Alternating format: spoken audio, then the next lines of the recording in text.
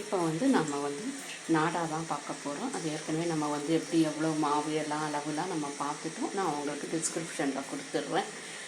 இது முள்ளு முறுக்கு செஞ்சோம் தெரியுமா, அதே மாவு தான். ஸோ இதில் நல்லா ஒரு 2 டம்ளர் எடுத்துட்டேன் மாவு.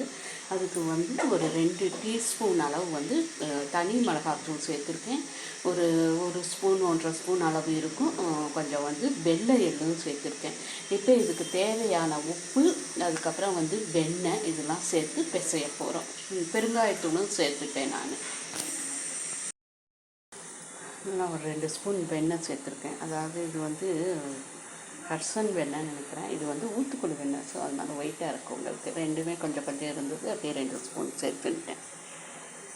அதுக்கப்புறம் இந்த பிளாஸ்டிக்கு இந்த ஸ்பூனில் நல்லா 1 ஸ்பூன் அளவு உப்பு எடுத்துட்டுருக்கேன்.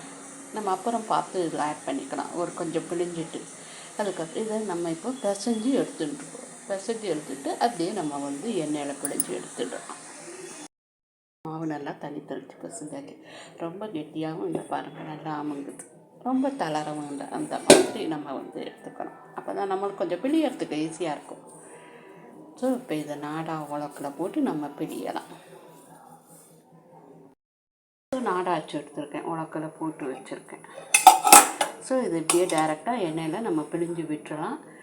அதுக்கப்புறம் நம்மளுக்கு ரவுண்டாலாம் வேணும் இல்லை, நாடா தான் நம்ம உடச்சி கூட தூள் பண்ணி விட்டுக்கலாம். கொஞ்சம் பெருசு பெருசாக உடச்சி கூட விட்டுக்கலாம். நம்ம பிழிஞ்சிட்டு பார்க்கலாம். ஸோ நானே கொஞ்சம் நல்லா ஹைட்டாக தூக்கி நல்லா உதுத்தாப்புலேயே பிழிஞ்சு விட்டுட்டேன். இதில் நீங்கள் மஞ்சள் பொடி போட்டிருந்தீங்கன்னா கொஞ்சம் நல்லா கலராக இருக்கும்.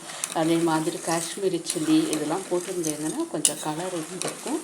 ஏன்னா நம்மளுக்கு பயத்தம்பருப்பு தான் நிறைய போட்டிருக்கோம். கடலைப்பருப்பு கொஞ்சம் தான் போட்டோம் இந்த மாவில். ஸோ அதனால் கலர் உங்களுக்கு கம்மியாக தான் இருக்கும். ஸோ வெந்துடுச்சு நல்லா பாருங்கள். கரான்ட்டு தான் பார்த்தீங்களா, சத்தம் அடங்கிடுச்சு. ஸோ நம்ம எடுத்துட்டு அடுத்ததையும் இதே மாதிரி பிழிஞ்சிடலாம். அடுத்த இடும் பிழிஞ்சாச்சு பாருங்க. சாப்பிட்றே நல்லா கரை நல்லா இருக்குது. சூப்பராக இருக்குது. இங்கே பாருங்க, சத்தம் கேட்குதா? நல்லா டேஸ்ட்டாக இருக்கும் உங்களுக்கு. இன்னும் கொஞ்சம் வேணால் காரம் கூட போட்டுக்கலாம். இதில் காரம் கம்மியாக தான் இருக்குது. ஆனால் நீங்கள் வேணும்னா இன்னும் ஒரு நல்லா 3 ஸ்பூன் அளவு காரம் போட்டுக்கலாம்.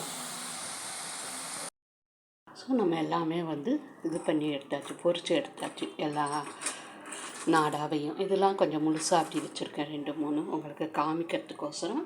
இதெல்லாம் நொறுக்கிட்டேன் நான் ஒரு பாத்திரத்தில் நொறுக்கிட்டேன். ஏன்னா அப்படியே வச்சா நம்மளுக்கு இடம் பற்றாது. நம்ம அதனால் இதுன்னு அப்படியே 2 2ஆக எடுத்து கொடுத்துடலாம், நாடா தானே அப்படிங்கிறதுக்கோசரம் கொஞ்சம் உடச்சி வச்சுருக்கேன். ஸோ சூப்பராக இருக்குது. நல்லா கரன்னு இருக்குது. நீங்கள் நான் சொன்ன அளவில் இதே மாதிரி கண்டிப்பாக ட்ரை பண்ணி பாருங்கள். குழந்தைங்களுக்கு நல்லா ஸ்நாக்ஸ் கொடுக்கலாம். வயிற்றுக்கு ஒன்றுமே பண்ணாது. கடல மாவு கிடையாது உங்களுக்கு. ஏன்னா பயத்தமாவும் கொஞ்சம் தான் பயத்தம்பருப்பு கடலப்பருப்பு சேர்த்து அரைச்சி வச்சுருக்கேன். ஸோ கண்டிப்பாக இந்த ரெசிபியை ட்ரை பண்ணி பாருங்கள்.